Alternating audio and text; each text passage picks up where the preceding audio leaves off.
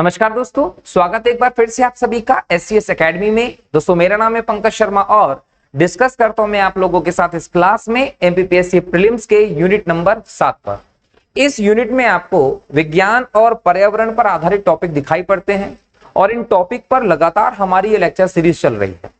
इस lecture series का आज ये हमारा 5वां लेक्चर है दोस्तों। इसके पहले 4 लेक्चर में हम लोगों ने पर्यावरणीय कारक, पर्यावरण से आशय, पर्यावरण के प्रकार, पर्यावरण प्रदूषण, पर्यावरण संरक्षण संबंधी मुद्दों पर डिस्कशन किया। उसके बाद हम लोगों ने दोस्तों डिस्कशन किया पारिस्थितिकी तंत्र के टॉपिक पर, और पारिस्थितिकी तंत्र के जब टॉपिक पर डिस्कशन किया तो उसके सभी आयामों को हम लोगों ने चर्चा कर ली है। ये जो इसके पहले के 4 लेक्चर हैं वो हमारे इस YouTube चैनल पर प्लेलिस्ट यूनिट 7 के नाम से डले हुए अपलोडेड हैं। अगर आप लोगों में से ऐसे स्टूडेंट हैं जो पहली बार हमारे इस YouTube चैनल से जुड़े हैं, हमारी इस लेक्चर सीरीज से जुड़े हैं, तो आप प्लेलिस्ट में जाकर इसके पहले के समस्त लेक्चर देख सकते हैं। क्लियर? ये इस लेक्चर सीरीज का आज का हमारा 5वां लेक्चर है और इस 5वें लेक्चर में आज हम जिस टॉपिक पर डिस्कशन करने वाले हैं दोस्तों वो है जैव विविधता का टॉपिक, बायोडाइवर्सिटी। बहुत इंपॉर्टेंट टॉपिक है और ये एक ऐसा टॉपिक है जो ना सिर्फ MPPSC की हम बात करें बल्कि पूरे भारत के अलग अलग राज्यों की जो लोक सेवा आयोग की परीक्षाएं उनके लिए भी इंपॉर्टेंट है, क्योंकि ये सभी के सिलेबस में है। UPSC के सिलेबस में भी इसको डिटेल में पूछा जाता है। एक दिवसीय परीक्षाओं की हम बात करें, NDA CDS की बात करें या SSC की बात करें, रेलवे की बात करें या व्यापम की परीक्षाओं की बात करें, सभी की दृष्टि से एक इंपॉर्टेंट टॉपिक है ये। इसको हम एक यूनिवर्सल टॉपिक कह सकते हैं, सभी परीक्षाओं के लिए है। तो हर व्यक्ति इस टॉपिक को जरूर देखे, और अगर कोई परीक्षा नहीं भी दे रहा है ना, तो एक ह्यूमन बीइंग के नाते, एक मनुष्य होने के नाते पर्यावरण के प्रति अपनी जिम्मेदारी, जीवों के प्रति अपनी जिम्मेदारी को समझने के लिए ये टॉपिक आपको समझ में आना चाहिए। क्लियर है दोस्तों? हम इस टॉपिक को सभी आयामों को लेकर डिस्कशन करने वाले हैं। तो सबसे पहले हम इस बात को देखें कि हम इस टॉपिक में कौन कौन से मुद्दों को शामिल करेंगे, जिससे कि ये श्योरिटी हो कि एग्जाम में आपका क्वेश्चन ना छूटे दोस्तों। क्लियर है? तो यहां सबसे पहले हम बात करेंगे कि जैव विविधता जो है, इसका जो शब्द है ये कैसे आया और इसका अर्थ क्या है, या हम इसकी परिभाषा के बारे में सबसे पहले बात करेंगे कि जैव विविधता आखिर कहते किसे हैं, बराबर। और ये जो शब्द है जैव विविधता, ये सबसे पहले किसने प्रयोग किया, जैव विविधता शब्द को इतना चर्चित किसने बनाया और कब ये सब प्रयोग किए गए थे, सबके बारे में चर्चा की जाएगी। जब हम लोगों को परिभाषा क्लियर होगी तो हम जैव विविधता के स्तर या प्रकारों की बात करेंगे। कितने स्तर हैं जैव विविधता के, तो यहां आपको दिखाई पड़ेंगे कि जैव विविधता के हमें 3 स्तर दिखाई पड़ते हैं। कितने स्तर? 3 स्तर दिखाई पड़ेंगे। और ये 3 स्तरों में एक है दोस्तों आनुवांशिक जैव विविधता, दूसरा है प्रजाति जैव विविधता, और तीसरा है पारितंत्रीय जैव विविधता, परितंत्रीय जैव विविधता, इकोसिस्टम। ये 3 इसके स्तर हैं और यही इसके प्रकार भी हैं। तो इनको हम डिटेल में यहां समझने वाले हैं। जैसे हमको यह समझ में आ जाता है कि जैव विविधता के प्रकार कितने हैं, जैव विविधता के कौन कौन से स्तर हैं, फिर हम लोग जैव विविधता के मापन को समझेंगे कि इसका मेजरमेंट कैसे करेंगे। आप मापन को समझेंगे। जैव विविधता के जब मापन को देखेंगे तो यहां हम फिर से 4 चीजों पर बात करेंगे। एक, हम बात करेंगे कि बिंदु विविधता क्या है। दूसरा, हम यह देखेंगे कि अल्फा विविधता क्या है। तीसरा, हम देखेंगे कि बीटा विविधता क्या है। और चौथा, हम देखेंगे कि यहां गामा विविधता क्या है। तो बिंदु विविधता, अल्फा विविधता, बीटा विविधता और गामा विविधता, ये 4 हम इसके मापन की व्यवस्था के अंतर्गत देखने वाले हैं। क्या क्या यहां पर शामिल किया जाना है। जब आप जैव विविधता के मापन को समझ लेते हैं तो फिर आपको जो नेक्स्ट स्तर है उसमें पता होना चाहिए कि जैव विविधता का प्रतिरूप क्या है। इसको हम वितरण के तौर पर भी देख सकते हैं कि वैश्विक स्तर पर जैव विविधता का वितरण, और जब जैव विविधता के वितरण पर चर्चा चलती है ना, तो यहां आपको फिर से 4 चीजें दिखाई पड़ेंगी। पहले नंबर पर हम बात करेंगे अत्यधिक जैव विविधता, ठीक है। उसके बाद हम बात करेंगे अधिक विविधता की, फिर हम बात करेंगे अल्प विविधता की, और फिर हम बात करेंगे अत्यल्प विविधता की। तो जब हम धरती पर जैव विविधता के वितरण की बात करेंगे, इसके प्रतिरूप की बात करेंगे, पैटर्न ऑफ बायोडायवर्सिटी की बात करेंगे, तो हमें यह चार देखने को मिलेगा। तो इन चारों चीजों में समझेंगे, या उन क्षेत्रों को देखा जाएगा कि कहां पर धरती पे सबसे ज्यादा जैव विविधता है, उससे कम कहां है, उससे कम कहां है, और सबसे कम जैव विविधता हमें कहां देखने को मिलती है। जब आपको जैव विविधता के प्रतिरूप के बारे में चीजें क्लियर हो जाएंगी, फिर हम लोग नेक्स्ट इसमें जो देखेंगे मुद्दा वो होगा कि जो जैव विविधता है उसके हमें क्या क्या लाभ हैं। अब जैव विविधता के जो लाभ देखेंगे, इसको भी हम चार रूपों में देखेंगे कि जैव विविधता का लाभ जो होगा वो एक प्रदाता के तौर पर क्या होगा, देने वाले के तौर पर प्रत्यक्ष रूप से हमें क्या लाभ होता है। फिर हम लोग देखेंगे कि जैव विविधता जो होता है ये नियंत्रक के तौर पर भी काम करेंगे, तो इसके नियंत्रक के तौर पर क्या लाभ हमें है। फिर जैव विविधता के हम लोग यहां देखेंगे कि समर्थनकारी क्या लाभ है, या समर्थनकारी लाभों पर चर्चा की जाएगी, और समर्थनकारी लाभों के बाद फिर हम जैव विविधता के सांस्कृतिक लाभ की बात करेंगे, सामाजिक और सांस्कृतिक लाभ। तो ये सभी जो लाभ है ये जैव विविधता के हैं। जैव विविधता के लाभ हमें दिखाई पड़ेंगे तो हम ये सोचने में मजबूर होंगे कि ये इतनी महत्वपूर्ण चीज है जिसके बिना हमारे जीवन का संचालन होना, इस सृष्टि का व्यवस्था का संचालन होना संभव नहीं है। तो इस इंपॉर्टेंट चीज को किसी ना किसी प्रकार से क्या हो रहा है, क्षति हो रहा है, नुकसान हो रहा है। इसके लिए वर्ड यूज करते हैं आप शरण। तो जैव विविधता को होने वाले नुकसानों के कारणों की यहां पर डिस्कशन किया जाएगा। और जब आप जैव विविधता के हो रहे नुकसानों की बात करेंगे तो इसमें दो चीजें हैं कि कुछ प्राकृतिक ऐसे कारण हैं जिससे जैव विविधता को नुकसान होता है, कुछ मानवीय कारण हैं दोस्तों जिससे जैव विविधता को नुकसान होता है। इन कारणों को डिटेल में चर्चा करेंगे और उसके बाद फिर हम लोग अंत में देखेंगे कि अगर नुकसान हो रहा है तो इसको बचाने के कुछ ना कुछ उपाय भी किए जाने चाहिए। तो हम इसके संरक्षण के उपायों पर भी चर्चा करेंगे, और जब हम इसके संरक्षण के उपायों पर चर्चा करेंगे तो यहां पर हम दो चीजें देखेंगे। एक तो इसका जो संरक्षण होता है वो स्वस्थानीय होता है, जिसको हम लोग कहते हैं इन सीटू, और दूसरा होता है दोस्तों एक्स सीटू, मतलब परास्थानीय। तो ये दो प्रकार से हम जैव विविधता के संरक्षण को भी यहां देखते हैं। इसके बाद हम संरक्षण के बाद कुछ विशेष तथ्यों पर यहां पर बात करेंगे, जैसे कि यहां पर आपको जैव विविधता में हॉट स्पॉट की, जैव विविधता के तप्त स्थल की चर्चा देखने को मिलती है, और इस बार के एग्जाम में यहां से एक प्रश्न भी देखने को मिला था, तो उस पर डिस्कस किया जाएगा। और हॉट स्पॉट से रिलेटेड चीज है दोस्तों होप स्पॉट, तो हम इस पर भी चर्चा करेंगे कि ये क्या होता है। और उसके बाद हम बात करेंगे दोस्तों यहां पर क्या कि यहां पर बायोडायवर्सिटी मेगा कंट्रीज के बारे में बात करेंगे। तो यहां पर हम लोग बोल सकते हैं कि मेगा डाइवर्सिटी कंट्रीज, MDC, ये क्या अवधारणा है, इन सबों पर हम लोग चर्चा करने वाले हैं। तो ये एक विस्तृत हमारा डिस्कशन रहेगा जैव विविधता के टॉपिक पर। ये ध्यान रखिएगा कि जैव विविधता के टॉपिक पर ये हमारा पार्ट 1 है, बराबर। इसके आगे जब हम नेक्स्ट लेक्चर में डिस्कशन करेंगे तो वहां पर बताऊंगा कि हम क्या करने वाले हैं, क्योंकि आपके दिमाग में एक क्वेश्चन आएगा कि क्या सर इतना पढ़ने के बाद जैव विविधता का जो भी क्वेश्चन होगा वो हमारे एग्जाम में आ ही जाएगा, छूटने की संभावना नहीं रहेगी। तो हो सकती है कि ये इतना पढ़ने के बाद संभावना हो। क्यों? क्योंकि इसमें आगे हम लोग डिस्कशन करेंगे भारत में जैव विविधता की क्या स्थिति है, और भारत में जैव विविधता की स्थिति को जानने के बाद फिर हम भारत के वन्यजीव अभ्यारण्यों पर चर्चा करेंगे, राष्ट्रीय उद्यानों पर चर्चा करेंगे, और फिर हम भारत में बात करेंगे बायोस्फीयर रिजर्व की। हम लोग बात करेंगे उन परियोजनाओं की, उन नियम कानूनों की जो हमारे देश में संचालित किए जा रहे हैं सरकार के माध्यम से।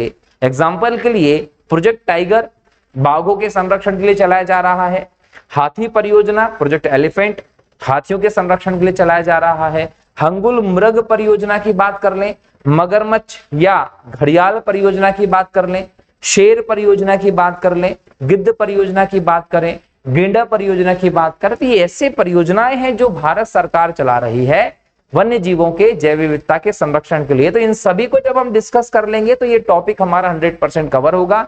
इसलिए मैंने आप लोगों को कहा है कि ये हमारा पार्ट 1 है, जिसमें हम जैव विविधता की अवधारणा को समझ रहे हैं वैश्विक स्तर पर। इसके बाद जो नेक्स्ट लेक्चर होगा पार्ट 2, पार्ट 2 जो होगा दोस्तों, उसमें हम लोग भारत में जैव विविधता को समझेंगे। क्लियर? और पार्ट 3 जो होगा उसमें जैव विविधता संरक्षण के लिए जो राष्ट्रीय अंतरराष्ट्रीय स्तर पर बड़े बड़े कदम उठाए गए उन पर चर्चा की जाएगी। 3 पार्ट के बाद आप श्योर हो जाओगे कि हाँ, अब आपका क्वेश्चन एग्जाम में नहीं छूटेगा। UPSC, PSC, SI constable, SSC, किसी को एग्जाम को बराबर है। अब आपको सबसे पहले क्या करना है, हर बार की तरह लेक्चर तो हम लोग शुरू कर रहे हैं, जो चीजें मैंने आपको बताई एक एक चीज पर डिस्कशन करेंगे, लेकिन सबसे पहले क्या करिए, इस वीडियो को लाइक करिए, कमेंट करिए दोस्तों, और इसके बाद अपने दोस्तों के साथ शेयर जरूर कीजिए। आप लोगों में से ऐसे स्टूडेंट्स जो तैयारी कर रहे हैं, लगातार हमारे लेक्चर सीरीज को देख भी रहे हैं, लेकिन अपने दोस्तों के साथ अगर वीडियो को शेयर नहीं कर रहे हैं तो ये गलत बात है। हम मेहनत कर रहे हैं, उस मेहनत का कुछ ना कुछ परिणाम होना चाहिए, और परिणाम के रूप में सिर्फ ये है कि आप का हमारे प्रति एक विश्वास, और विश्वास आप इस वीडियो को ज्यादा से ज्यादा शेयर करके दर्शा सकते हो। क्लियर है? तो आप इस वीडियो को शेयर कीजिए। चलिए सबसे पहले क्या देखेंगे, जैव विविधता शब्द की बात करेंगे। तो जैव विविधता शब्द की जब हम बात करेंगे तो ये शब्द जो है दोस्तों, सबसे पहले हमें दिखाई पड़ता है जीवीय विविधता के तौर पे। जीवीय विविधता, इसको हम लोग इंग्लिश में कह सकते हैं बायोलॉजिकल डाइवर्सिटी। इंग्लिश में टर्म क्या है, बायोलॉजिकल डाइवर्सिटी। अब ये बायोलॉजिकल डाइवर्सिटी जो है ये हिंदी में जीवी विविधता के तौर पर आया। मतलब प्रारंभ में सबसे पहले जैव विविधता शब्द नहीं, सबसे पहले जीवी विविधता, बायोलॉजिकल डाइवर्सिटी शब्द यूज किया जाता था। और ये शब्द जो है ये लवज्जाय ने दिया था। लवज्जाय नाम के व्यक्ति हैं, पर्यावरणविद हैं। इन्होंने सबसे पहले जीव जंतुओं को बचाने, प्रजातियों के संरक्षण के संदर्भ में जब लोगों का ध्यान आकर्षित किया तो इनके द्वारा, लवज्जाय के द्वारा जीवी विविधता शब्द, बायोलॉजिकल डाइवर्सिटी शब्द का प्रयोग किया गया था।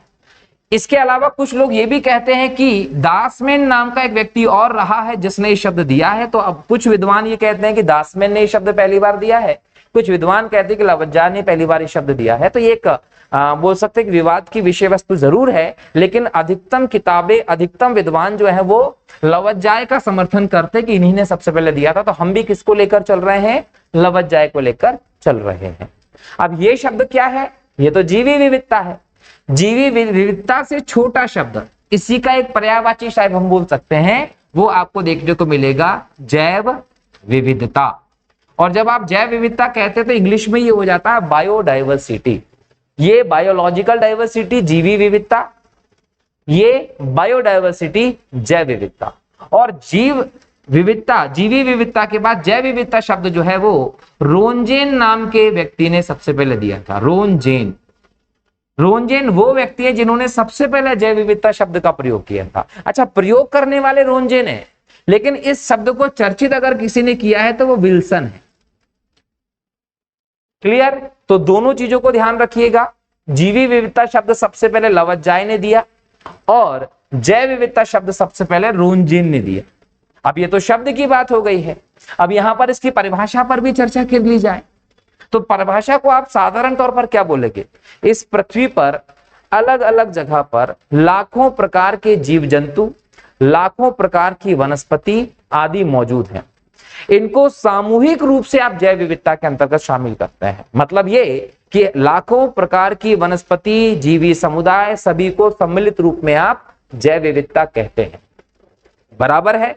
तो ये जैव विविधता है। लेकिन अगर हम इसको और आसान शब्दों में समझें तो यह हम कह सकते हैं कि एक निश्चित समय में किसी क्षेत्र में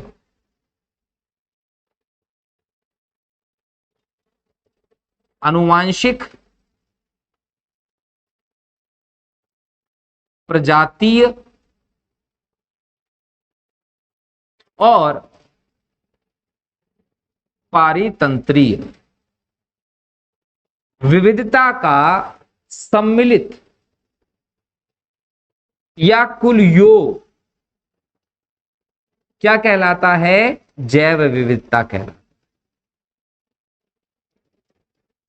तो परिभाषा अगर पूछे तो क्या बताएंगे कि किसी निश्चित समय में, किसी क्षेत्र में, किसी देश में आनुवांशिक, प्रजातीय, परितंत्रीय विविधता के कुल योग को जैव विविधता कहा जाता है। मेंस में जब आप डेफिनेशन लिखेंगे तो आप इसको यूज कर सकते हैं, बहुत बेहतर रहेगा। इस प्रकार से आप सिनॉप्सिस बनाकर प्रेजेंट कर दीजिए, अच्छे नंबर मिल जाएंगे। तो ये जैव विविधता की परिभाषा है। इसको आसान शब्दों में क्या कहेंगे कि पृथ्वी पर जो मौजूद है लाखों जीव, पादप, उन सब की संख्याओं को मिलाकर जैव विविधता कहेंगे। ये सामान्य समझ के लिए है, ये याद रखिएगा, लेकिन एग्जाम में आप ऐसे लिखेंगे तो ज्यादा बेहतर रहे। बराबर है? तो ये आपका जैव विविधता। अब यहां पर समझिएगा कि निश्चित समय क्यों बोला गया। अब आप लोगों के दिमाग में ये होना चाहिए, ये क्वेश्चन उठना चाहिए कि यहां पर निश्चित समय की बात क्यों हो रही है। अब निश्चित समय की बात इसलिए है क्योंकि समय के अनुसार इसमें बदलाव हो सकता है। आज से 100 साल पहले, 150 साल पहले इस धरती पर जैव विविधता की स्थिति अलग थी, ज्यादा संपन्नता थी। लेकिन आज हम देखें तो इसकी स्थिति कमजोर है। कई सारे जीव इस दुनिया में हैं, लुप्त हो गए हैं। कई सारे जीव आज संकटग्रस्त हैं। कई सारी वनस्पतियां आज लुप्त हो गई हैं। ऐसी वनस्पतियां जो हमें पहले आसानी से मिल जाती थी, वो वनस्पतियां हमें देखने को नहीं मिलती। मतलब जैव विविधता जो है, इसमें समय के अनुसार बदलाव देखने को मिल सकता है। इसलिए हमने यहां यूज किया है कि एक निश्चित समय में ही ऐसा होना चाहिए। क्लियर है? क्योंकि ये स्थायी अवधारणा नहीं है, ये समय के अनुसार, परिस्थिति के अनुसार बदलती है।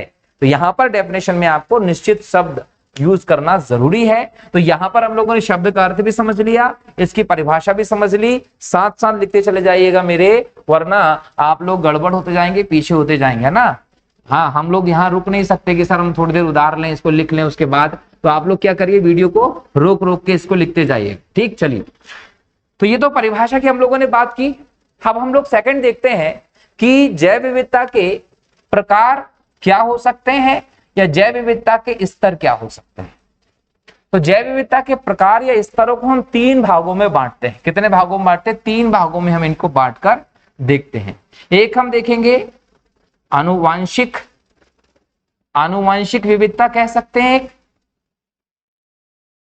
दूसरा हम कह सकते हैं यहां पर कौन सी, प्रजातीय विविधता। और तीसरा हम यहां कह सकते हैं पारितंत्रीय विविधता। ये ही इसके स्तर हैं और यही इसके प्रकार हमें देखने को मिलते हैं। अब आनुवंशिक विविधता में क्या आएगा, प्रजातीय विविधता में क्या आएगा, पारितंत्रीय विविधता में क्या आएगा, इसको एक एक करके समझते हैं। क्लियर है? सबसे पहले हम किसको समझ लेते हैं, पारितंत्रीय विविधता को समझ लेते हैं। हमने कहा इस पृथ्वी पर भिन्न भिन्न प्रकार के, भिन्न भिन्न प्रजाति के जीव रहते हैं। अब ये जीव जो हैं वो सभी एक जगह पर नहीं रहते। निस्संदेह वो पृथ्वी पर रहते हैं, लेकिन सबकी जगह एक नहीं है। अलग अलग परितंत्र में, अलग अलग अवस्थाओं में, अलग अलग पर्यावरण में जीवों का निवास होता है। जैसे जल के जीव, झील के जीव, तालाब के जीव, झरने नदी के जीव अलग हो जाएंगे, मरुस्थल के जीव अलग हो जाएंगे, आर्द्र भूमि के जीव थोड़ा सा डिफरेंस होगा। तो ऐसे जीवों में विविधता देखने को मिलती है। तो जीवों के निवास स्थान अलग अलग हैं उनकी विविधता के आधार पर। तो जितने अलग अलग प्रकार के जीव होंगे उतने अलग अलग प्रकार के परितंत्र भी हम लोगों को देखने को मिलेंगे। मतलब जैसे अलग अलग प्रकार के लोग, वैसे अलग अलग प्रकार का उनका निवास। तो ऐसे में हम यह कहते हैं कि जो जीव हैं उनके अलग अलग निवास स्थान के आधार पर अलग अलग परितंत्र मिलेंगे। और अलग अलग भिन्न भिन्न प्रकार के परितंत्र मिलने का मतलब है जीवों की विविधता ज्यादा है। तो ये परितंत्रीय विविधता को दर्शाता है। जैसे मैं यहां कहूं उष्ण कटिबंधीय प्रदेश, अब उष्ण कटिबंधीय अगर प्रदेश है तो यहां पर जीव अलग रहेंगे। और मैंने कह दिया शीतोष्ण कटिबंधीय प्रदेश, तो शीतोष्ण कटिबंधीय प्रदेश में मुझे अलग प्रकार के जीव देखने को मिलेंगे। अब ये अलग परितंत्र की व्यवस्था हो गई, ये अलग हो गई। तो ऐसे कई सारे अलग अलग परितंत्र मिलने का मतलब है कि विविधता हमारी ज्यादा है, जब तो इतने सारे परितंत्र हैं। तो ऐसे में ये परितंत्रीय विविधता को दर्शाता है। बराबर है? इसके बाद हम प्रजातीय विविधता की बात करें तो ये प्रजाति की संख्या को दर्शाता है। कितनी अलग अलग प्रकार की प्रजातियां इस धरती पर मौजूद हैं। जैसे बिल्ली है, शेर, बिल्ली है। अब बिल्ली में देखिए, बिल्ली प्रजाति में शेर आ गया, बाघ आ गया, उसके बाद आप बोल सकते हैं कि तेंदुआ आ गया, चीता आ गया। ये सभी क्या है, ये बिल्ली प्रजाति हो गई। अब एक प्रजाति में अलग अलग प्रकार के हो गए जीव, वैसे ही शेर, बिल्ली के बाद हम देखिए कुत्ता है, भेड़ है, बकरी है, अलग अलग प्रकार के जीव हो गए। तो ये जो अलग अलग प्रकार के जीव हैं, उन प्रजातियों की संख्या जो है, वो संख्या जो है वो प्रजाति विविधता में आती है। और असल में हम देखें तो ये वास्तव में देखा जाए यही जीव विविधता है, यही जीव विविधता है। इसे हम क्या कहते हैं, जैव विविधता है। और ये जैव विविधता खाद्य श्रृंखला को संपन्न करने का काम करती है, याद रखिए। क्लियर है? तो ऐसे में अगर पूछा जाए कि प्रजाति विविधता क्या है, तो प्रजाति विविधता का मतलब हो गया कि प्रजातियों की कुल संख्या, कितने अलग अलग प्रकार की प्रजातियां मौजूद हैं, उसे प्रजाति विविधता कहते हैं। पारितंत्री विविधता का मतलब परितंत्र की विविधता की बात हो रही है, जीवों के रहने के स्थान की बात हो रही है। इसके बाद आनुवांशिक विविधता की हम बात करें दोस्तों, तो आनुवांशिक विविधता का मतलब है जीन की संख्या या जीन की विविधता। देखिए अलग अलग जो प्रजातियां हैं, हम मनुष्यों की बात कर लें या जानवरों की बात कर लें, सभी प्रजातियों में जीन्स हैं। किसी में इनकी संख्या कम है, किसी में इसकी संख्या ज्यादा है। जिन प्रजातियों में इनकी संख्या ज्यादा है उसमें बोलेंगे कि आनुवांशिक विविधता ज्यादा है, जिसमें इसकी संख्या कम है उसमें हम बोलेंगे कि आनुवांशिक विविधता कम है। तो ये आनुवांशिक आधार पर, जीन की संख्या के आधार पर जो निश्चित होती है उसे आनुवांशिक विविधता कहते हैं। और आनुवांशिक विविधता बहुत जरूरी विविधता है दोस्तों, ध्यान रखिएगा। जैसे हम लोग एक चीज देखते हैं कि एक ही माता पिता के जो बच्चे हैं वो हमें अलग अलग चेहरे के दिखाई पड़ते हैं। उनके पास जो गुण है, उनकी जो शारीरिक बनावट है, वो कहीं ना कहीं उनके माता पिता से मिले जुले हो सकते हैं, लेकिन एक ही माता पिता के सभी बच्चे एक जैसी सेम शक्ल के नहीं होते। कारण क्या है? जेनेटिकली गुण तो ट्रांसफर हुए, लेकिन उसकी जो संरचनात्मक विविधता है उसके कारण उनमें अंतर दिखाई पड़ता है। वैसे हम कह सकते हैं कि जो चावल है, चावल जो है उसकी आपको अलग अलग किस्में देखने को मिलती हैं। गेहूं जो उसकी हमें अलग अलग किस्में देखने को मिलती हैं। बराबर है कि नहीं है? एक्चुअल में क्या है कि उनके जीन्स की व्यवस्था इसका कारण है। जीन्स तो सेम हो सकते हैं परंतु उसकी संरचना सेम नहीं होती, जिसकी वजह से चावल की एक प्रजाति, एक किस्म है, उस किस्म में आपको आनुवांशिक विविधता के कारण अलग अलग प्रकार के चावल देखने को मिलते हैं। आप छूकर देखकर उनको समझ सकते हैं कि ये किस प्रकार का चावल है। अलग अलग आपको उसके नाम भी दिखाई पड़ते हैं। तो ये किसके कारण है? ये आनुवांशिक विविधता का कारण है। तो नंबर ऑफ जीन्स जो है वो इस विविधता के प्रति जिम्मेदार होते हैं। जैसे मैं कहूं कि जीवाणु की जब बात की जाती है तो जीवाणु में लगभग 4000 जीन्स हमें देखने को मिलते हैं। वहीं अगर मैं माइकोप्लाज्मा की बात करूं, माइकोप्लाज्मा की बात करूं तो इसमें 450 से लेकर 700 जीन्स की संख्या होती है। वहीं अगर हम चावल की बात करें तो चावल में 32,000 से लेकर लगभग हम बोल सकते हैं कि 45,000 तक जीन्स की संख्या होती है। वहीं अगर हम मनुष्य की बात करें तो मानव में यह संख्या 35 से लेकर 45,000 के बीच में हमें दिखाई पड़ती है। और ये जो आनुवांशिक विविधता, जीन्स की संख्या जो है उसके हिसाब से जीवों की प्रकृति निर्धारित होती है। जैसे अलग अलग किस्म के चावल हमें देखने को मिलते हैं, जैसे हम लोगों को मनुष्य में, अब मनुष्य जो है उसमें हम लोगों को देखिए अलग अलग प्रजातियां देखने को मिलती है। जेनेटिकली विविधता का ही परिणाम है, ये याद रखिएगा। इसके अलावा एक और इंपॉर्टेंट चीज है कि जिस जीव में जीन्स की संख्या ज्यादा है, जैसे चावल की बात कर ले, जीवाणु की बात करें, इसमें कम है इसमें ज्यादा है, तो इसकी वजह से इनकी व्यवस्था में अंतर, इनकी प्रकृति में अंतर है। जैसे इनके अनुकूलन करने की क्षमता में अंतर हो जाता है। जिसकी आनुवांशिक विविधता, जीन्स की संख्या जिसमें ज्यादा है, वो आसानी से किसी भी परिस्थिति के अनुसार अपने आप को ढाल सकता है, और जिसमें ये कम है वो परिस्थिति अनुसार अपने आप को ढाल नहीं सकता। जैसे किसी किसी की जो प्रतिरोधक क्षमता होती है वो कम होती है, किसी किसी की प्रतिरोधक क्षमता ज्यादा होती है। ये किस वजह से निर्धारित होती है? इस आनुवांशिक विविधता की वजह से निर्धारित होती है। क्लियर है? तो ये सब चीजें ध्यान रखिएगा कि जीव विविधता जो है उसमें आप 3 स्तर देखते हैं, आनुवांशिक, प्रजाति और परितंत्री विविधता। ठीक है? जिसमें आनुवांशिक विविधता ज्यादा होगी उसमें आपको बोल सकते हैं कि प्रतिरक्षण जो है, प्रतिरोधक व्यवस्था जो है वो अनुकूलन की व्यवस्था की बात करें वो सब बेहतर दिखाई पड़ेगा, लेकिन जिसमें ये कम है उसमें ये व्यवस्थाएं भी आपको कम दिखाई पड़ती है। तो आनुवंशिक विविधता, प्रजाति विविधता और हम लोगों ने परितंत्री विविधता की बात की। क्लियर है? इस प्रकार की व्यवस्था के बाद हम लोगों को देखना है कि जैव विविधता का प्रतिरूप या वितरण कैसा है। अब देखिए, हमारी जो धरती है उस पर सभी जगह एक समान परिस्थिति हमें देखने को नहीं मिलती। सभी जगह एक समान परिस्थिति देखने को नहीं मिलती का मतलब यह है कि कहीं पर हमें पर्वत देखने को मिलते हैं, कहीं हमें पठार देखने को मिलते हैं, कहीं हमें मैदान देखने को मिलते हैं, कहीं हमें महासागर देखने को मिलते हैं, सागर देखने को मिलते हैं। कुछ ऐसे इलाके हैं जहां पर हमें बहुत बड़ा मरुस्थल देखने को मिलता है गर्मी का, और कुछ ऐसे इलाके जहां पर बर्फ जमी होती है, शीत मरुस्थल होता है। तो चूंकि पृथ्वी पर ना तो तापमान की समानता है, ना दाब की समानता है, ना जल थल के वितरण की समानता है, ना स्थलाकृतिक संरचना की समानता है, तो ऐसे में यहाँ पर जैव विविधता के वितरण की भी समानता दिखाई नहीं पड़ती।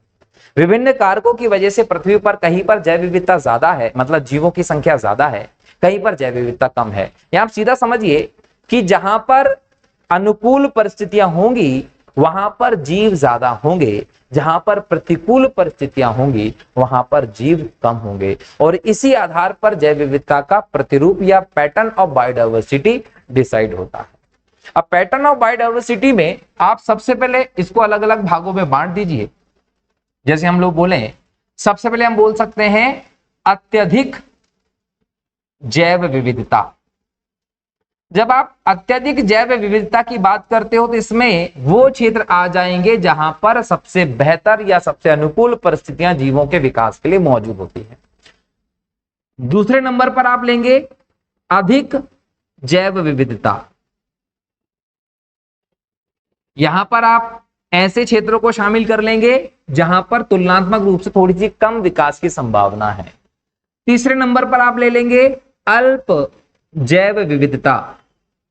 तो अगर आप अल्प जैव विविधता की दृष्टि से यहां पर चीजें देख रहे हैं तो यहां आपको पता चलेगा कि यहां और प्रतिकूल परिस्थितियां हैं, जीव यहां पर संघर्ष कर रहे हैं, विकास कम होता है।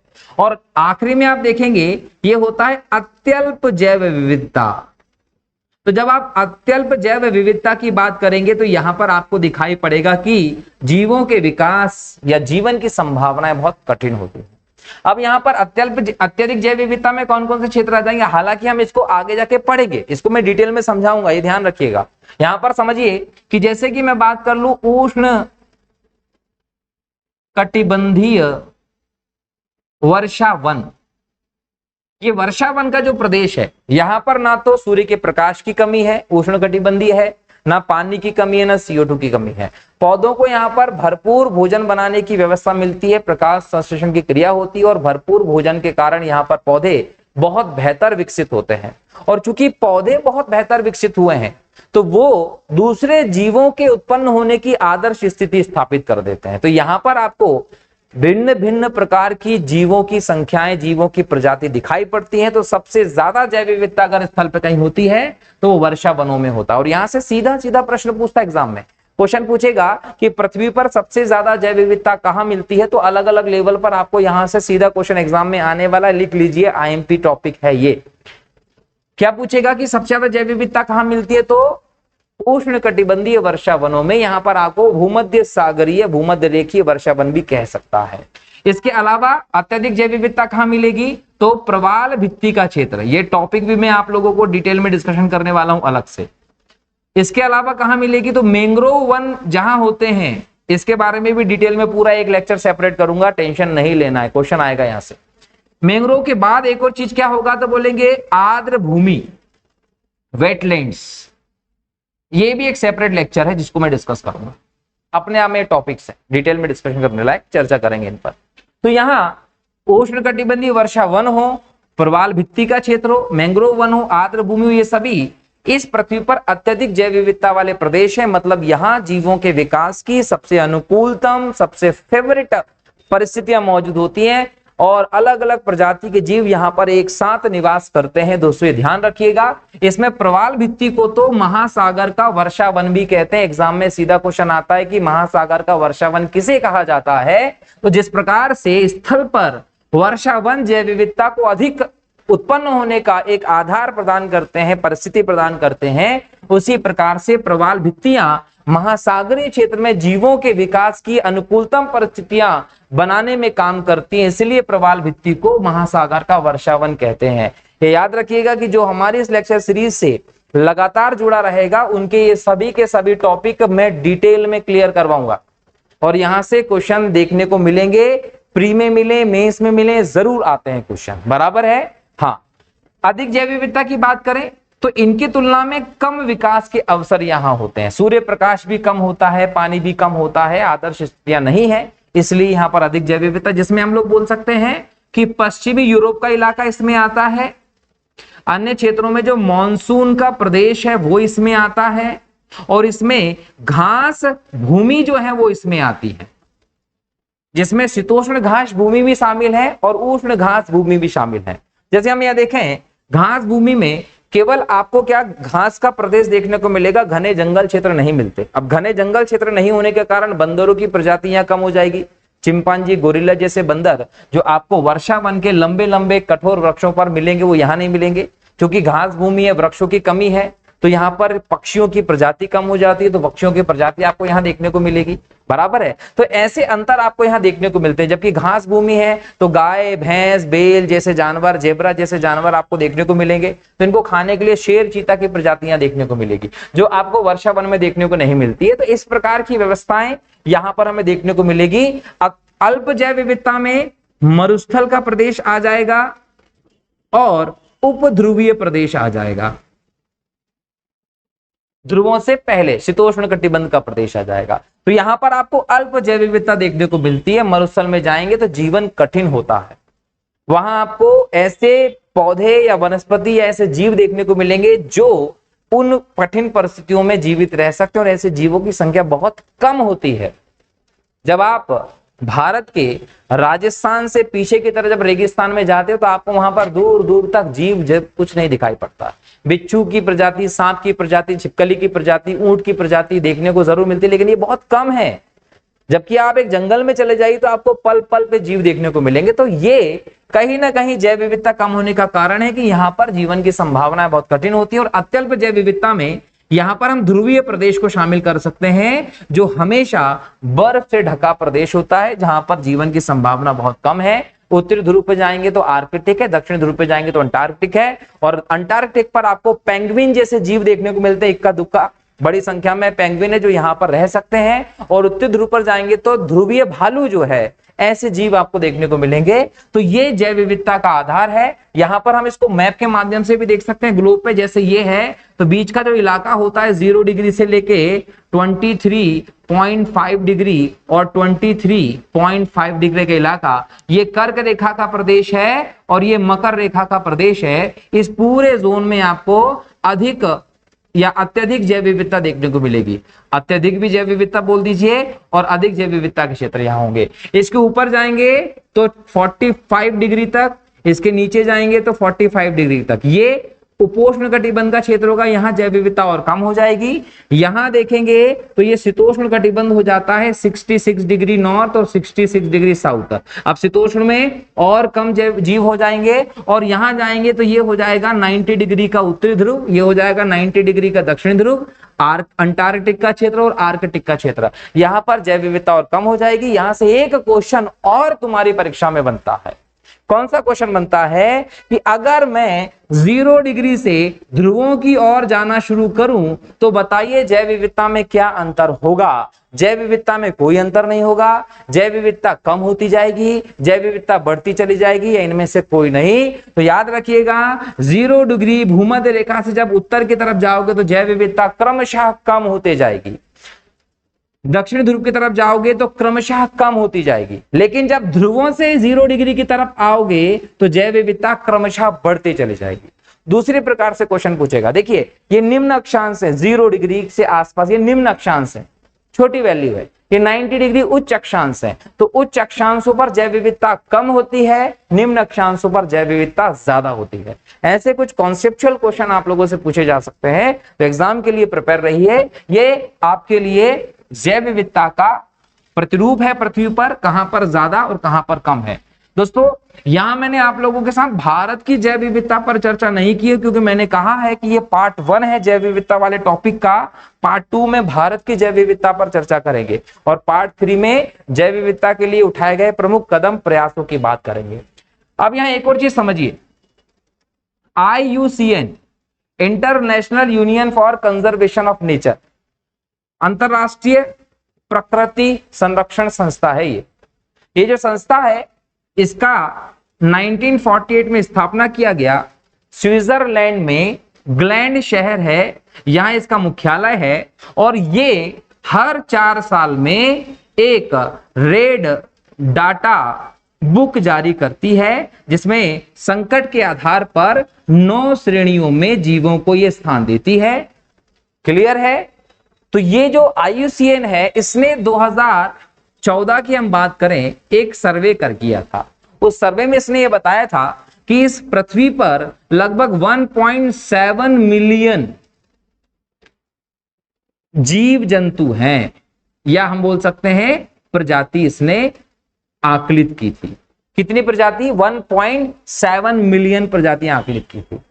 और इसका अनुमान था, अनुमान क्या लगाया इसने? तो आकलित की गई, अनुमान इसने बताया कि ये 5 से 10 मिलियन हो सकते हैं। तो 5 से 10 मिलियन होने का अनुमान बताया है और 1.7 मिलियन आकलित की है। इनमें सबसे बड़ी बात ये थी कि 70% इसमें जंतु हैं, और इन 70% जंतुओं में अगर मैं चला जाता हूं तो हर 10 में से 7 जो है वो कीट हैं, इंसेक्ट्स हैं, कीड़े। मतलब इस दुनिया में आप को लेकर ये कहा जाता है शास्त्रों में कि आप 84 लाख योनियों से गुजरते हो तब जाकर आपको मनुष्य का जीवन मिलता है।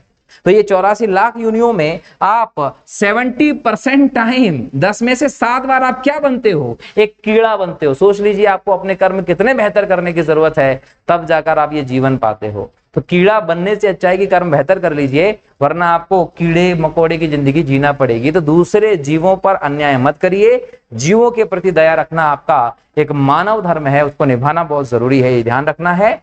क्लियर है? तो ये IUCN का एक सर्वेक्षण रहा जो मैंने आप लोगों को बताया। पुराना सर्वेक्षण है लेकिन एक बहुत बड़ी संख्या में प्रजातियों को यहाँ पर अनुमान लगाया गया है। अब हम लोगों ने यहाँ पर जैव विविधता का प्रतिरूप देख लिया है। अब हम लोग देखते हैं कि जैव विविधता का मापन अगर हमको करना हो जैव विविधता का तो वो कैसे हो सकता है। तो जैव विविधता का मापन करने के लिए हम लोगों को 4 चीजें समझने की जरूरत है। 4 आधार पर इसका मापन होता है। एक होता है बिंदु विविधता, एक होता है अल्फा विविधता, एक होता है विविधता, एक क्या होगा आपका? बीटा विविधता, और एक होगा आपका गामा विविधता। ये जैव विविधता के मापन का रूप है दोस्तों, ध्यान रखिएगा। अब बिंदु विविधता क्या है? बिंदु विविधता का मतलब है कि किसी स्थान या किसी क्षेत्र में प्रजातियों की समृद्धता। भाई प्रजाति किसी भी पर्टिकुलर स्थान पर एक निश्चित बिंदु पर, एक निश्चित प्लेस पर कितनी समृद्ध है, जब इसको पता किया जाएगा तो उसे बिंदु विविधता कहा जाता है। वहीं अगर आपसे यह पूछा जाए कि प्रजातियों की कुल संख्या का आकलन करें, संख्या का आकलन जब किया जाएगा तो उसे कहा जाएगा अल्फा विविधता। ये एक ही परितंत्र की बात है, एक ही परितंत्र में, याद रखिएगा एक ही परितंत्र में बात हो रही है।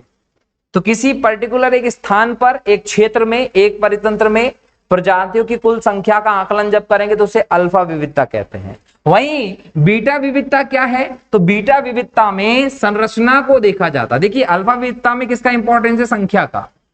बिंदु विविधता में किसका इंपॉर्टेंट है? समृद्धता का। तो बीटा विविधता में किसका इंपॉर्टेंट है? तो संरचना का। इसमें संरचना का अध्ययन या आकलन किया जाता है।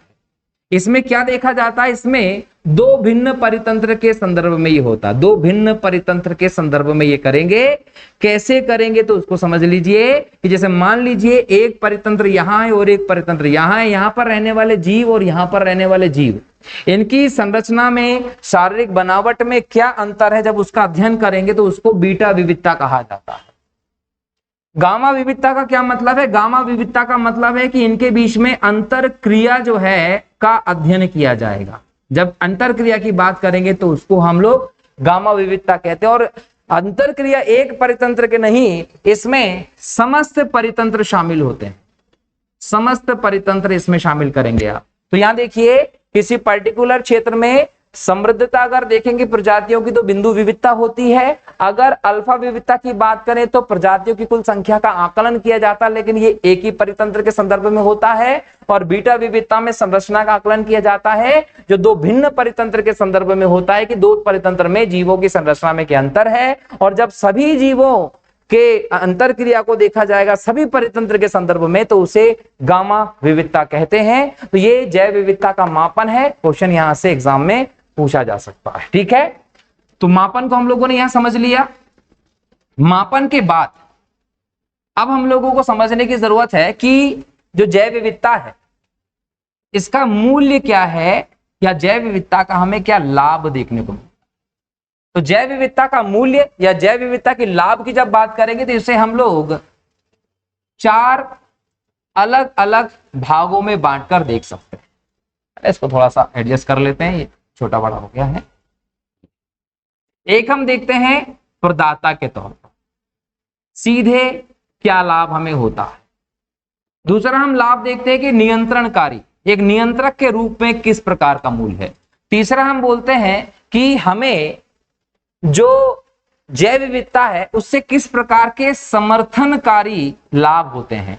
और तीसरा हम बोल सकते हैं सामाजिक, चौथा सांस्कृतिक विविधता। अब देखिए, प्रदाता के तौर पर हमें जल की बात करें, भोजन की बात करें, रेशा की बात करें, कच्चा माल हमारे उद्योगों के लिए हो, है ना, औषधि की हम बात कर लेते हैं कि ये हमें इससे मिल जाती है। ठीक है, इसके अलावा हम लोगों को इससे ऑक्सीजन की हम लोग बात कर ले, हम लोगों को सीधा सीधा फायदा होता है। ठीक, तो ये सभी के सभी क्या है, ये हमारे प्रत्यक्ष लाभ है जो प्रदाता के तौर पर हमें जैव विविधता, जल, भोजन, रेशा, कच्चा माल, औषधि, ऑक्सीजन, ईंधन ले लीजिए, लकड़ी जैसी व्यवस्था भी आपको यहाँ देखने को मिलती है। नियंत्रक के तौर पर हम जब देखते हैं तो यहां पर हम बाढ़ नियंत्रण की जब बात करेंगे तो बाढ़ नियंत्रण में जैव विविधता की इंपॉर्टेंट भूमिका है। बाढ़ नियंत्रण के बाद हम देखें कि प्रदूषण नियंत्रण की बात करें तो इसमें जैव विविधता की एक इंपॉर्टेंट भूमिका है। इसके अलावा सूखा जब पड़ जाता है तो सूखा नियंत्रण की बात करें, इसमें जैव विविधता की इंपॉर्टेंट भूमिका हमें देखने को मिलती है। इसके अलावा जो CO2 का लेवल स्तर बढ़ना हो वो इसमें जैव विविधता इंपॉर्टेंट है। जलवायु परिवर्तन जो है इसके संदर्भ में हम लोगों को जैव विविधता का इंपॉर्टेंट है कि ताप बढ़ने से रोकने में भी नियंत्रण कर रहा है। तो ये कहीं ना कहीं नियंत्रणकारी भूमिका हमें दिखती है किसकी, जैव विविधता की। समर्थनकारी में हम देखें तो मृदा का जो निर्माण होता है उसमें हमें इसकी भूमिका देखने को मिलती है। परागण की जो क्रिया हम लोगों को देखने को मिलती है फूलों में, उसमें हम लोगों का एक इंपॉर्टेंट समर्थनकारी तत्व है जैव विविधता। इसके अलावा हम जल चक्र की बात कर लें, इसके अलावा हम ऑक्सीजन चक्र की बात कर लें, इसके अलावा हम कार्बन चक्र की बात कर लें, जितने भी ये आपको चक्र देखने को मिलते हैं इन चक्रों में इंपॉर्टेंट रोल से रूप से जैव विविधता समर्थनकारी है। और जब हम सांस्कृतिक तत्वों की बात करते हैं तो पर्यटन की दृष्टि से इंपॉर्टेंट है, आरोग्य की दृष्टि से हमारे लिए इंपॉर्टेंट है क्या, जैव विविधता। यहाँ पर नियंत्रण में रोगों पर नियंत्रण के लिए भी इंपॉर्टेंट, ये भी लिख लीजिएगा। आरोग्य के अलावा हम यहाँ पर सांस्कृतिक तौर पर देखें तो यहाँ पर बहुत सारी हमारी जनजातियां हैं जो जंगलों में निवास कर रही हैं, तो निवास की दृष्टि से हमें सांस्कृतिक रूप से महत्वपूर्ण है। यहां हम लोग शैक्षणिक दृष्टि से देखें तो शैक्षणिक दृष्टि से हमारे लिए जैव विविधता इंपॉर्टेंट है। आध्यात्मिक दृष्टि से देखें तो हमारे ऋषि मुनि और परंपरा जो रही है ज्ञान की, वो हमें यहाँ देखने को मिलती है। अरण्यक जैसी व्यवस्था हमारे लिए डेवलप होती है। तो ये जैव विविधता के हमारे लिए लाभ हैं। आपको ऐसे लाभ लिखने पड़ेंगे। आप कोई पहली, दूसरी के, छठी, सातवीं की या 10वीं की कक्षा का पेपर नहीं दे रहे हो, आप सिविल सर्विसेज के लिए प्रिपरेशन कर रहे हो, तो आपको इसके लिए जरूरी है कि आपका लेवल जो रहे वो आप बढ़ाइए। तो आपको इन रूप में बांटना पड़ेगा अपने आंसर को, प्रदाता के तौर पर, नियंत्रण के तौर पर, समर्थनकारी व्यवस्था के तौर पर, या सांस्कृतिक रूप में जैव विविधता हमारे लिए बहुत मूल्यवान है, बहुत लाभकारी है। ये आपको ध्यान होना चाहिए दोस्तों। क्लियर है कि नहीं है? चलिए, तो ये हम लोगों ने लाभ की बात कर ली है।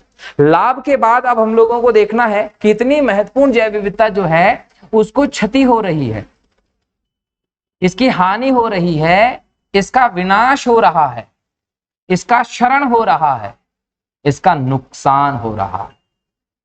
क्या कारण है इसके? तो इसके नुकसान को हम दो भागों में बांट लेते हैं, एक हो सकता है प्राकृतिक और एक हो सकता है मानवीय।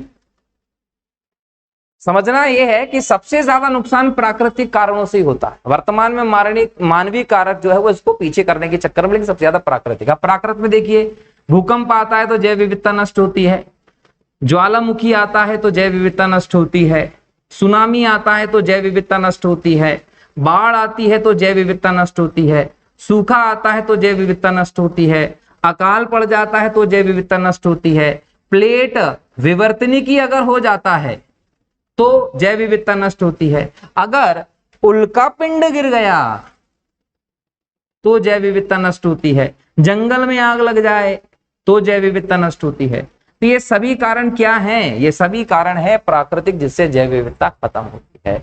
मानवीय कारणों की बात करें तो जैव विविधता की चीजों का अति दोहन करना मानवीय कारण है। अगर हम देखें, जंगल की कटाई ज्यादा आप कर देते हैं, ये कारण है। इसके अलावा मानवीय गतिविधियां जो बढ़ती जा रही हैं, मानवीय हस्तक्षेप जो हो रहा है प्राकृतिक चीजों में, वो हमारे लिए नुकसानदेह है।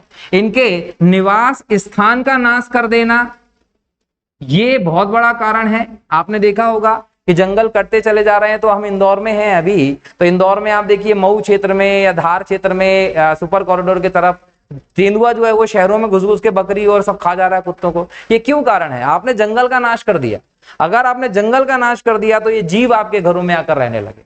आप उनके घर में जाएंगे तो उनको पूरा अधिकार है आपके घरों में आने का, लेकिन बस अंतर यह है कि आप उनके घर में जाके अपने आराम की व्यवस्था स्थापित कर सकते हो जंगल को काट कूट के, परंतु वो आपके क्षेत्र में आकर ज्यादा दिन तक सर्वाइव नहीं कर सकते, क्योंकि उनका वास्तविक निवास क्या है?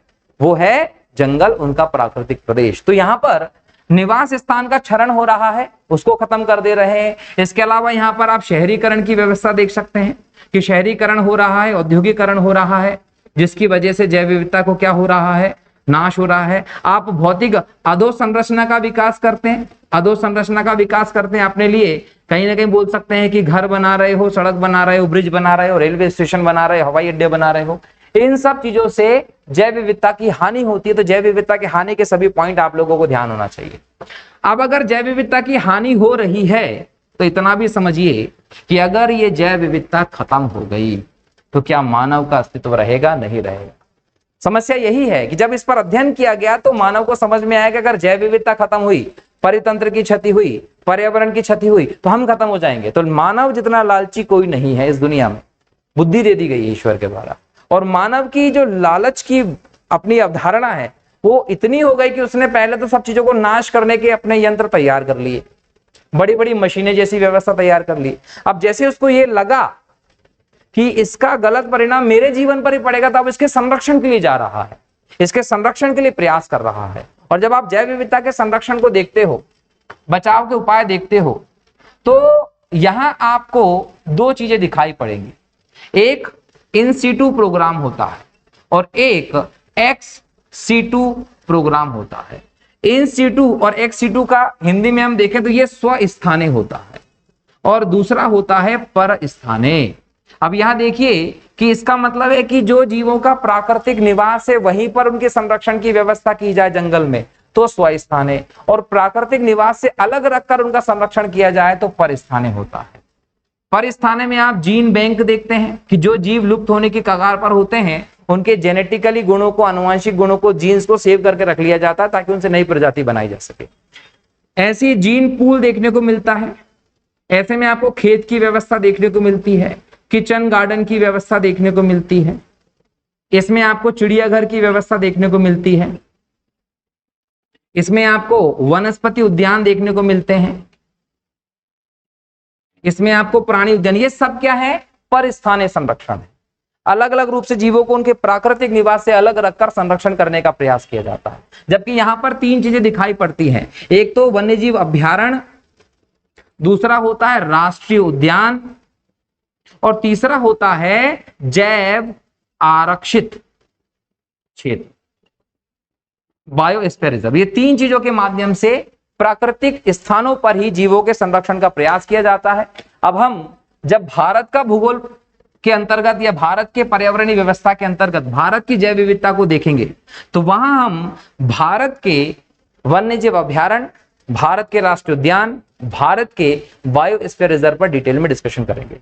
अब ये व्यवस्था क्या रही? ये व्यवस्था तो जैव विविधता के संरक्षण से संबंधित थी। अब मैं आपको कुछ विशेष तथ्यों को और डिटेल कर देता हूं, उन विशेष तथ्यों को हम लोग देखते हैं। क्लियर है कि नहीं है? चलिए, तो विशेष तथ्यों में पहला है आपका हॉटस्पॉट और दूसरा हम देखेंगे यहां पर हॉट स्पॉट, और इसी से मिलता जुलता एक और तथ्य है जिसको हम बोलते हैं दोस्तों BMC, बायोडायवर्सिटी मेगा कंट्रीज। अगर हम हॉट स्पॉट की बात करें तो इसको हिंदी में कहते हैं जैव विविधता के तप्त स्थल। निसंदेह इसको हम लोग परिभाषित जब करते तो हमें दिखाई पड़ेगा कि जैव विविधता संपन्न प्रदेश ये होते हैं, जैव विविधता संपन्न प्रदेश होते हैं हॉटस्पॉट। निसंदेह यहां पर आपको बहुत सारे अलग अलग प्रकार के जीव, अलग अलग प्रकार की वनस्पति देखने को मिलती हैं। ऐसे प्रदेश को ही जैव विविधता हॉट स्पॉट कहा जाता है। लेकिन इनको हॉट स्पॉट घोषित करने के पीछे कारण क्या है कि भले ही यहां पर जैव विविधता ज्यादा है लेकिन इसकी जैव विविधता पर खतरा है। अगर इनका संरक्षण नहीं किया गया तो आने वाले समय में ये स्थल जो होंगे ये अपनी जैव विविधता को खोते चले जाएंगे। ये जो अवधारणा है हॉट स्पॉट की, ये अवधारणा 1988 में पहली बार सामने आई थी जब ब्रिटेन के एक पर्यावरणविद, जिनका नाम आपको याद रखना है नॉर्मन मियर्स, इन्होंने सबसे पहले इस अवधारणा को दुनिया के सामने रखा और इन्होंने बोला कि हॉट स्पॉट की जो व्यवस्था ये दो शर्तों पर आधारित होती है। इसकी जो एक शर्त है, याद रखिएगा, इसकी दो शर्तें हैं। इसमें से पहली शर्त क्या है कि जो भी जगह जिसको हॉट स्पॉट घोषित किया जाएगा ना, वो कम से कम 0.5% या अपनी स्थानिक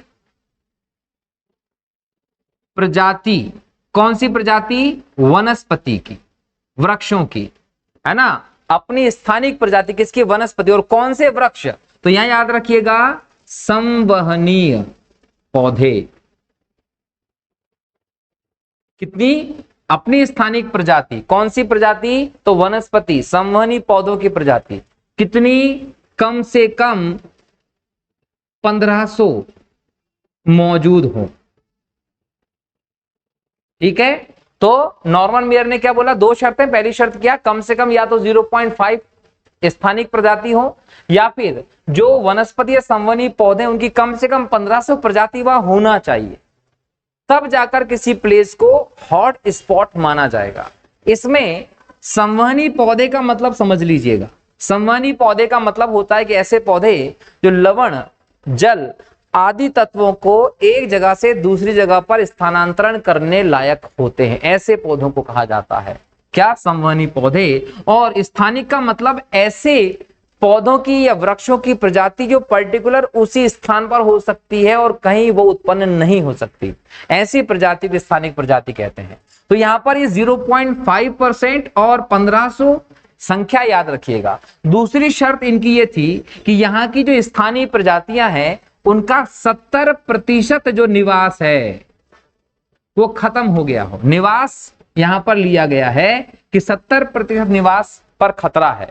अगर यहां पर काम नहीं किया गया तो वो निवास खत्म हो जाएगा, जिसकी वजह से वो जीव खत्म हो जाएंगे। कोई भी व्यक्ति अगर अपने आप को सेफ फील करेगा, संरक्षित फील करेगा, तो उसके निवास की वजह से करता है। तो अगर उसके निवास 70% प्रजातियों के निवास पर खतरा है तो या फिर 0.5% या 1500 स्थानिक प्रजाति संवहनी पौधे मौजूद हैं, ऐसे स्थानों को हॉट स्पॉट घोषित किया जाता है। 1988 में ब्रिटिश पर्यावरणविद नॉर्मन मियर्स ने ऐसा कहा था और इसे जैव विविधता हॉट स्पॉट या तप्त स्थल घोषित किया गया। दुनिया में इसके बाद वर्तमान में हम देखें तो लगभग 36 ऐसे हॉट स्पॉट क्षेत्र हैं। अगर हम भारत के संदर्भ में बात करें तो भारत में 4 जैव विविधता हॉट स्पॉट हैं, जिसमें एक जो है वो पश्चिमी घाट है, दूसरा जो है भारत में वो पूर्वी हिमालय है, तीसरा जो है भारत में वो इंडो बर्मा है, और चौथा जो है वो सुंडालैंड। ये 4 जैव विविधता हॉटस्पॉट हमें भारत में देखने को मिलते हैं। ठीक है, तो जैव विविधता हॉटस्पॉट की अवधारणा ये रही जो आप लोगों को ध्यान रखना है, इसकी दोनों शर्तें याद रख लीजिएगा। इसी प्रकार से हमें जो नेक्स्ट देखने को मिलता है दोस्तों वो है हॉट स्पॉट। अब हॉट स्पॉट तो स्थलीय अवधारणा है, तो इसी से मिलती जुलती अवधारणा जो है वो फ्रांस में निश्चित की गई 2013 में। 2013 में ये निश्चय किया सभी देशों ने मिलकर कि स्थलीय परितंत्र के संरक्षण के लिए तो हॉट स्पॉट जैसी व्यवस्था है, और हमने 36 हॉट स्पॉट घोषित भी कर दिए। तो अगर हम सागरीय जैव विविधता के संरक्षण की बात करें तो क्या होगा, तो मरीन बायोडायवर्सिटी को संरक्षित करने के लिए हॉट स्पॉट जैसी अवधारणा लेकर आए, और समुद्री जो जैव विविधता की दृष्टि से संपन्न प्रदेश होते हैं उन्हें जैव विविधता हॉट स्पॉट घोषित करना शुरू कर दिया गया। दुनिया भर में आज लगभग 78 ऐसे स्थान हैं जिन्हें जैव विविधता हॉट स्पॉट की संज्ञा दी गई है, और भारत में ये 2 हैं, एक लक्षद्वीप और एक अंडमान निकोबार का प्रदेश। तो ये जैव विविधता हॉट स्पॉट भी याद रखिएगा। वहीं अगर हम देखें biodiversity mega countries, biodiversity mega countries की जब हम बात करते हैं तो ये अवधारणा भी बहुत इंपॉर्टेंट अवधारणा के तौर पर हमें दिखाई पड़ रही, ज्यादा पुरानी अवधारणा नहीं है, ये 2018 के बाद की अवधारणा है। और इस अवधारणा में जब हम बात कर रहे हैं तो कहा गया है कि 5000 संवहनीय पौधों की स्थानिक प्रजाति जिस देश में मौजूद होगी उस देश को बीएमसी का दर्जा दिया जाएगा। आज दुनिया में 17 ऐसे देश हैं जिसको बीएमसी का दर्जा मिला हुआ है, जिसमें भारत भी एक देश है, जहां पर जैव विविधता की दृष्टि से 5000 संवहनीय पौधों की स्थानिक प्रजातियां मौजूद हैं। ये वो पौधों की प्रजातियां हैं जो जैव विविधता में महत्वपूर्ण स्थान रखती हैं और दूसरे किसी भी देश में ये हमें दिखाई नहीं पड़ती हैं। तो ये हॉट स्पॉट, हॉट स्पॉट और बीएमसी की अवधारणा को हम लोगों ने चर्चा कर लिया है दोस्तों। तो आज के इस लेक्चर में जैव विविधता से संबंधित कई इंपॉर्टेंट चीजों को हम लोगों ने समझा है। अब अगले लेक्चर में जैव विविधता वाले टॉपिक के पार्ट 2 में भारत में जैव विविधता की अवधारणा को आपके सामने लाऊंगा। उसके बाद फिर हम लोग तीसरे पार्ट में इसके संरक्षण की बात करेंगे। तब तक के लिए बहुत बहुत शुक्रिया दोस्तों। इस लेक्चर को अपने दोस्तों के साथ शेयर करना मत भूलिएगा। मिलता हूं अगले लेक्चर में। बहुत बहुत शुक्रिया दोस्तों। जय हिंद, जय भारत, वंदे मातरम दोस्तों। जय श्री राम।